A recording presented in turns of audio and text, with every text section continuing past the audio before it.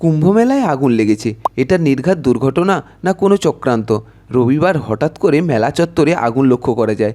যেহেতু মেলাতে লাখো লাখো তাঁবু নির্মাণ রয়েছে, তাই মুহূর্তের মধ্যেই আগুন ছড়িয়ে পড়তে থাকে। যেহেতু বিশাল মেলাটি অঞ্চল জুড়ে অবস্থিত, তাই মেলাটিতে কয়েক সেক্টরে ভাগ করা হয়েছে। আর 19 নম্বর সেক্টরে আগুন লেগেছে। এটি ছিল গীতা প্রেস স্ট্যান্ড। আসলে এখানে খাবার তৈরি করা হচ্ছিল, আর সেই মুহূর্তে গ্যাস সিলিন্ডার থেকে আগুন বেরোতে থাকে, আর কিছু সময়ের মধ্যে সেটা ব্লাস্ট করে পুরো তাঁবুতে আগুন লেগে যায়।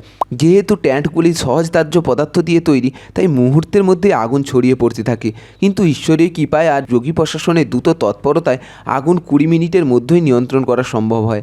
আগুন তেমন কোনো প্রকার বিশেষ ক্ষতি করতে পারেনি, কোনো মানুষের কোনো প্রকার সামান্য আহত বা নিহত হয়নি।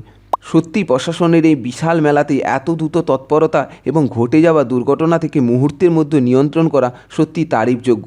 আশা করি আগামী দিনগুলো মেলার দিনগুলি খুবই সুন্দরভাবে কাটবে।